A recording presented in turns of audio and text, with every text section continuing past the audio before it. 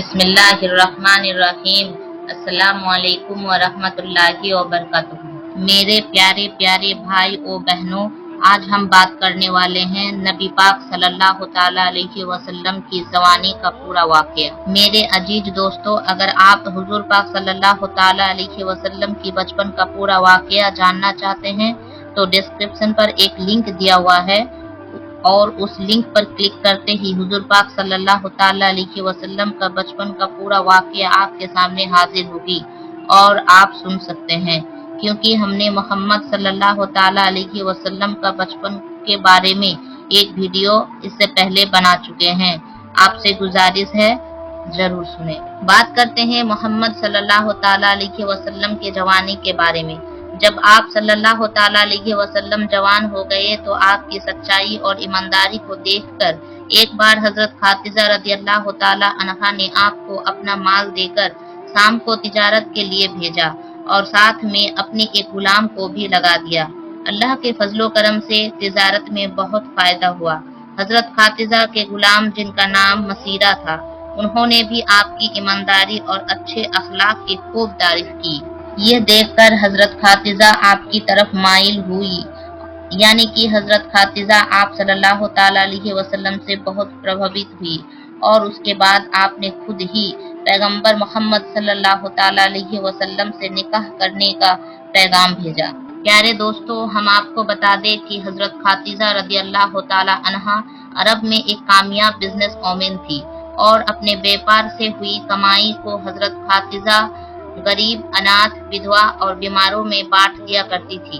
انہوں نے انگنت غریب لڑکیوں کی شادی کا خرچہ بھی اٹھایا تھا، اور اسی طرح ایک بے حد نیک اور سب کی مدد کرنے والی عورت کے روپ میں اسلام میں ہی نہیں بلکہ پوری دنیا کی اتہاس میں ان کا بڑا یوگدان رہا ہے۔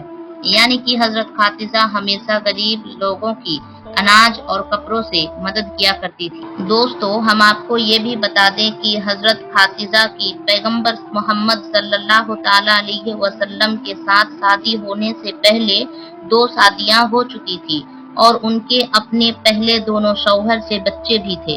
انہوں نے اپنا پہلا نکاح ابو حالہ کے ساتھ کیا تھا، جن سے ان کو 2 بیٹی ہوئی تھی، مگر اس کے بعد ابو حالہ یعنی کہ ان کے پہلے شوہر کی موت ہو گئی، اور اس کے بعد حضرت خدیجہ نے دوسری شادی عتیق ابن زید کے ساتھ کی، جن سے ان کو 1 بیٹی ہوئی، مگر یہ بھی تھوڑے دن کے بعد اس دنیا سے چل بسے، اور حضرت خدیجہ پھر سے بیوہ ہو گئی۔ حضرت خدیجہ مورتیوں میں وشواس نہیں کرتی تھی اور نہ ہی ان کی پوجا کرتی تھی۔ اس کے بعد عرب کے بڑے بڑے تاجداروں نے، سرداروں نے خدیجہ کے ساتھ شادی کی پیشکش کی، یعنی کہ ڈسکس کی، مگر حضرت خدیجہ رضی اللہ تعالی عنہا راضی نہ ہوئی، یہاں تک کہ اللہ تعالی نے آپ کو پیغمبر محمد صلی اللہ تعالی علیہ وسلم کی طرف مائل کر دیا۔ پیارے دوستو، اس کے بعد حضرت خدیجہ نے پیغمبر محمد صلی اللہ تعالی علیہ وسلم کی ایمانداری اور تجارت سفر کو دیکھ کر تیسرے نکاح کا پیغام آپ نے خود ہی اپنی ایک خاص سہیلی جس کے نام نفیسہ تھا، اس کے ذریعے آپ نے پیغمبر محمد صلی اللہ تعالی علیہ وسلم کے پاس نکاح کا پیغام بھیجا، تو یہ سن کر پیغمبر حضرت محمد صلی اللہ تعالی علیہ وسلم نے یہ کہہ کر انکار کر دیا کہ وہ اس کے بارے میں پہلے اپنے چاچا ابو طالب اور اپنی چاچی سے بات کریں گے، پھر اس کے بارے میں آپ کو بتائیں گے۔ دوستو، اس کے بعد پیغمبر حضرت محمد صلی اللہ تعالی علیہ وسلم نے اس پیغام کے بارے میں اپنے چاچا ابو طالب سے بات کی، یعنی کہ ان کو اس پیغام کے بارے میں بتایا، تو یہ سن کر آپ کے چاچا ابو طالب بہت زیادہ خوش ہوئے اور نکاح کروانے کے لیے راضی ہو گئے اور آپ کو اجازت دے دی۔ آپ کے چاچا حضرت حمزہ نے خدیجہ کے چاچا عمر بن سعود سے رسول اللہ صلی اللہ تعالی علیہ وسلم کے ولی یعنی کہ بڑے ہونے کی حیثیت سے بات چیت کی، اور 20 اونٹنی مہر یعنی نکاح کے وقت عورت یا بیوی کو دی جانے والی رقم یا جو آپ کی حیثیت میں ہو، یہ دے کر آپ کے چاچا ابو طالب نے آپ کا نکاح کروا دیا۔ दोस्तों اس کے بعد حضرت फातिजा और पैगंबर मोहम्मद सल्लल्लाहु ताला अलैहि वसल्लम के निकाह का खुतबा आपके चाचा अबू तालिब ने पढ़ा। उसमें अल्लाह की हम्दो सना की गई। उसके बाद कबूलनामा हुआ और मेहर बयान किया गया। मेहर में 20 ऊँटनी लिखी गई। दोस्तों यह मुल्क शाम की वापसी के 2 महीने के बाद की बात है। उस वक्त आपकी उम्र 25 साल की थी और हजरत फातिजा की उम्र 40 साल की थी। हजरत फातिजा आपकी पहली बीवी थी। आपकी तमाम औलादें भी इन्हीं से हुई है। सिर्फ हजरत इब्राहिम हजरत मारिया से पैदा हुए थे। दोस्तों पैगंबर हजरत मोहम्मद सल्लल्लाहु ताला अलैहि वसल्लम और हजरत फातिजा रदी अल्लाह ताला अन्हा की औलाद ये है, यानी कि आपकी औलादों के नाम ये है, पहले कासिम, फिर जैनब, फिर रुकैया, फिर उम्मे कुलसुम, फिर फातिमा और फिर अब्दुल्ला। आपकी तमाम लड़के बचपन में ही इंतकाल कर गए थे। अलबत्ता आधी बच्चियों ने आधी नबूवत को पाई, ईमान लाई और हिजरत भी की और सब के सब आपकी जिंदगी में ही इंतकाल कर गई। सिर्फ हजरत फातिमा रदी अल्लाह ताला अन्हा आपके इस दुनिया से पर्दा फरमा जाने के 6 महीने बाद इस दुनिया से रुखसत हुई। हजरत फातिजा रदी अल्लाह ताला अन्हा आपकी पहली बीवी है। जब आप सल्लल्लाहु ताला अलैहि वसल्लम पर पहली आयत नाजिल हुई तो हजरत मोहम्मद सल्लल्लाहु ताला अलैहि वसल्लम ने सबसे पहले आपको बताया। इस्लाम कबूल करने वाली में हजरत फातिजा पहली खातून है। इस्लाम को फैलाने में न सिर्फ आपने साथ दिया बल्कि माली तौर पर भी आपने बढ़ चढ़कर हिस्सा लिया। प्यारे दोस्तों पैगंबर हजरत मोहम्मद सल्लल्लाहु ताला अलैहि वसल्लम हजरत फातिजा रदी अल्लाह ताला अन्हा से बहुत मोहब्बत किया करते थे। हजरत फातिजा और पैगंबर मोहम्मद सल्लल्लाहु ताला अलैहि वसल्लम का साथ तकरीबन 25 साल तक रहा।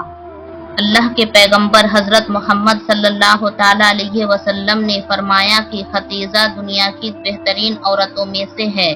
आप हजरत खतीजा रदी अल्लाह ताला अन्हा की वफात के बाद भी पैगंबर हजरत मोहम्मद सल्लल्लाहु ताला अलैहि वसल्लम अक्सर आपको याद किया करते थे और आपकी सहेलियों को हदियाना भिजवाते रहते थे।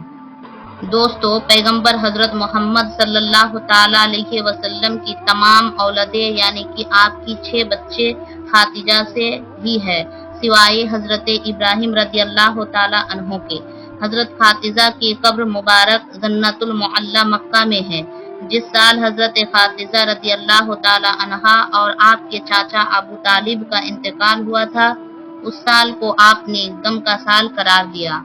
मेरे प्यारे दोस्तों सुनो, ऐलान नबूवत से पहले अल्लाह के पैगंबर हजरत मोहम्मद सल्लल्लाहु ताला अलैहि वसल्लम कुछ खाने पीने का सामान अपने साथ लेकर गारे हिरा की पहाड़ी पर चले जाया करते थे और वहां जाकर अल्लाह की इबादत करते थे, यानी कि अल्लाह की इबादत में मशगूल रहते थे। ये सिलसिला काफी दिनों तक ऐसे ही चलता रहा, यानी कि काफी दिनों तक आप ऐसे ही इसी तरह से गारे हिरा की पहाड़ी पर जाकर अल्लाह की इबादत करते रहे। एक मर्तबा अल्लाह के पैगंबर हजरत मोहम्मद सल्लल्लाहु ताला अलैहि वसल्लम गारे हिरा की पहाड़ी पर अल्लाह की इबादत में मशगूल थे कि इतने में आपके पास हजरत इब्राहिम अलैहिस्सलाम अपनी असल शक्ल सूरत में आपके पास तशरीफ लाए, यानी कि अचानक हजरत जिब्रील अलैहिस्सलाम आपके सामने नाजिल हो गए। हम आपको बता दें कि ये जिब्रील अलैहिस्सलाम अल्लाह के सारे फरिश्तों के सरदार हैं और हजरत जिब्रील अलैहिस्सलाम की ताकत इतनी है कि अगर हजरत जिब्रील अलैहिस्सलाम अपना एक पर फैला दे तो पूरब से लेकर पश्चिम तक इस पूरी दुनिया को छुपा ले, यानी कि इतना बड़ा हजरत जिब्रील अलैहिस्सलाम का एक पर। हजरत जिब्रील अलैहिस्सलाम के इस तरह के 70,000। दोस्तों अब आप सोचिए कि हजरत जिब्रील अलैहिस्सलाम कितने ज्यादा बड़े होंगे। इसके अलावा हजरत जिब्राइल की स्पीड इतनी ज्यादा है कि ये पलक झपकते ही सिदरा से जमीन पर आ जाते हैं और पलक झपकते ही जमीन से वापस सिदरा पर पहुंच जाते हैं। ये हजरत जिब्राइल अलैहिस्सलाम की ताकत का आलम है। अगर हजरत जिब्राइल अलैहिस्सलाम चाहे तो इस पूरी जमीन को उठाकर पलट सकते हैं। कौम लूत को इसी तरह से हजरत जिब्रील अलैहिस्सलाम ने पलटा था। یہ حضرت جبریل علیہ السلام کی شان ہے جو اللہ کے ایک فرشتے ہیں۔ دوستو، یہی حضرت جبریل علیہ السلام پہلی بار اپنی اصلی شکل و صورت میں اللہ کے پیارے نبی حضرت محمد صلی اللہ تعالی علیہ وسلم کے سامنے حاضر ہو گئے اور کہنے لگے، پڑھو اقرا۔ یہ سن کر آپ صلی اللہ تعالی علیہ وسلم نے فرمایا، میں نہیں پڑھتا۔ حضرت جبریل علیہ السلام نے دوبارہ کہا، پڑھو اقرا۔ آپ صلی اللہ تعالی علیہ وسلم پھر کہا، میں نہیں پڑھتا۔ حضرت جبریل علیہ السلام نے تیسری بار کہا کہ پڑھو اقرا، تو آپ نے پھر کہا، میں نہیں پڑھتا۔